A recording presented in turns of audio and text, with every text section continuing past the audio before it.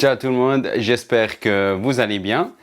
Alors aujourd'hui, je suis parti sur un tuto mais qui concerne la photographie.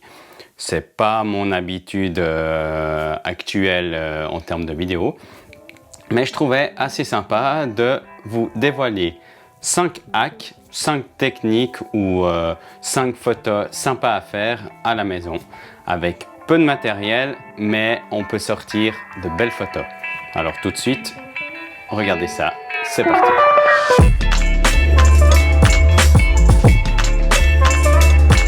Première astuce pour faire une belle photo à la maison. Je suis parti avec une mandarine, un verre d'eau, une softbox pour l'éclairage studio, un fond noir inventé à la romane, c'est mon costard, et mon téléphone qui filmera la scène pour que vous puissiez voir un peu comment ça se passe.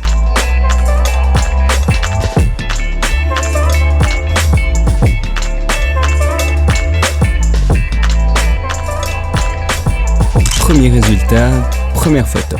Le but de ce cliché était vraiment de capter le moment d'impact où la mandarine tombait dans le verre d'eau pour vraiment réussir à capter toutes ces gouttes d'eau qui étaient dans les airs. J'ai dû jouer bien sûr sur la vitesse d'obturation. J'ai shooté avec mon Canon M50, un Sigma 18-35.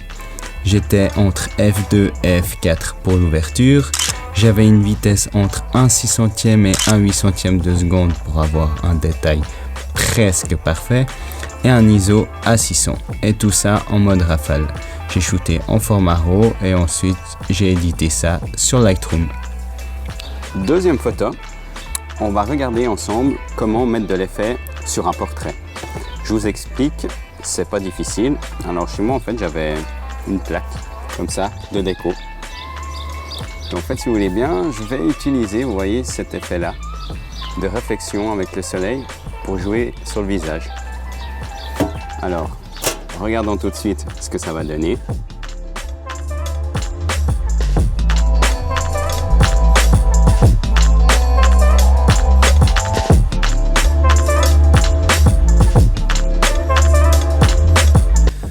Bon, pour cette deuxième photo, voilà comment amplifier de la lumière naturelle sur un sujet. Vous pouvez jouer sur deux faces différentes et uniquement avec une plaque en alu, c'est tout bête. L'effet peut être vraiment cool. Ensuite, j'ai utilisé une passoire pour refléter les formes sur le sujet et si vous êtes un peu créatif, il existe plein de trucs dans ce style. Mes réglages, f1.8 pour avoir un joli bokeh arrière, 1/600e pour éviter la surexposition, ISO 100 pour la meilleure qualité et avec mon Canon et un Canon f1.8 50 mm à focale fixe. Pour la troisième photo, on va toujours rester à l'extérieur avec ce soleil radieux et en fait le but va être de figer les gouttes d'eau qui vont couler sous ma chaussure. Alors bien sûr, vous pouvez le faire dans une flaque d'eau, mais là, le soleil est là, on ne va pas le faire partir. Du coup, je me suis procuré un petit plat de cuisine, un plat en gratin, que je vais remplir d'eau. Et en fait, au moment où je vais souiller la chaussure, c'est là où on va capter le moment le plus intéressant.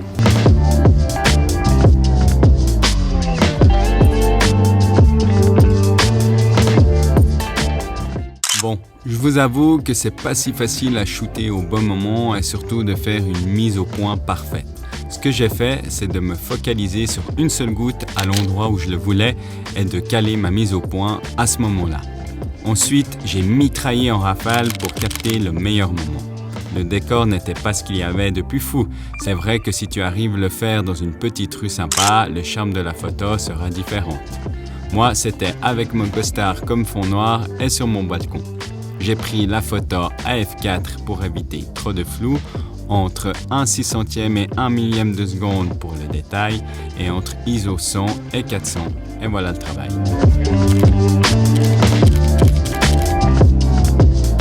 Quatrième photo, bricolage maison avec 2 feuilles de papier autour de l'objectif et une petite guirlande lumineuse pour créer du bokeh artistique.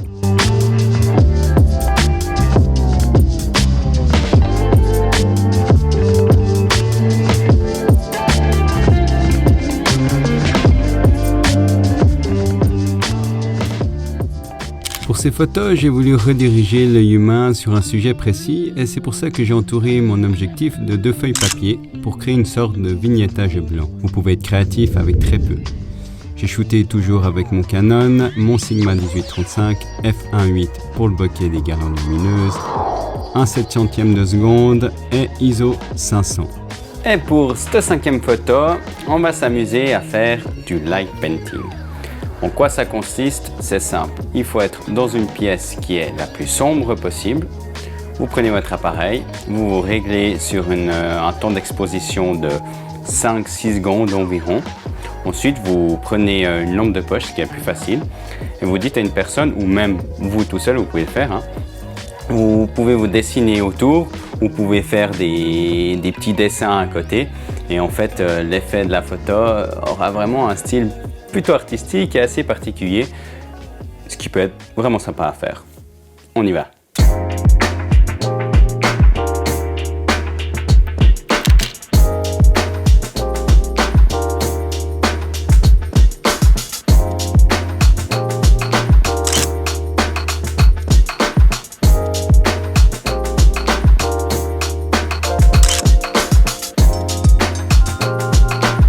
Voilà pour cette 5e photo, super à faire et pas du tout difficile et pas besoin de beaucoup de matériel.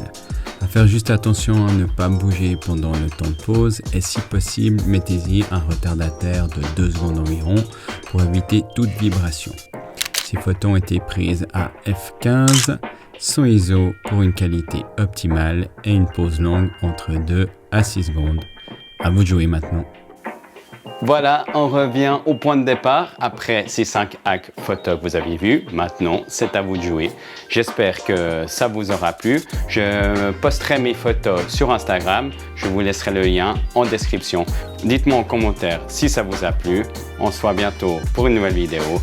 À bientôt les amis. Ciao!